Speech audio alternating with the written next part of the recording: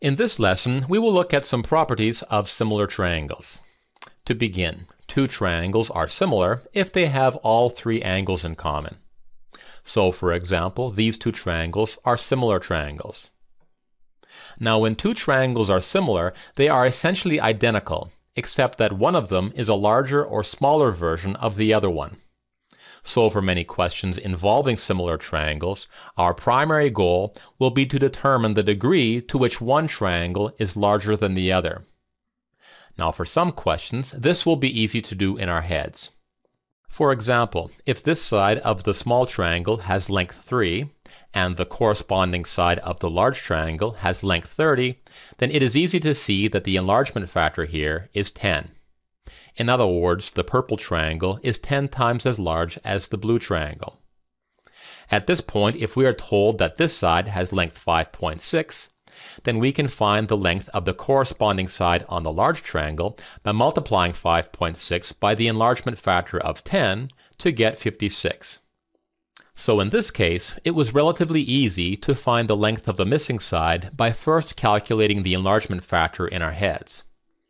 Now there will be times when this strategy is difficult to use.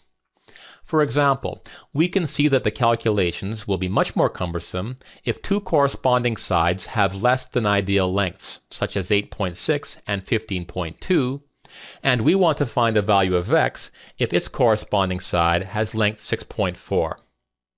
Or what if some sides of our triangle have lengths k, m, and w, and we want to find the value of x in terms of k, m, and w?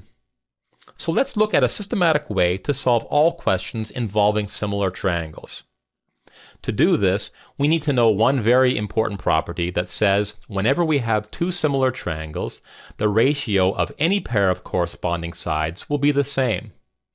So, for example, if we label the sides of the small triangle, A, B, and C, and we label the sides of the large triangle, W, X, and Y, then there is a nice relationship that exists between the corresponding sides. Since these two triangles are similar, we know that the ratio of these two corresponding sides will equal the ratio of these two corresponding sides, as well as the ratio of these two corresponding sides. Notice that for all three ratios, we are careful to keep the lengths of the blue triangle on the top and the lengths of the purple triangle on the bottom.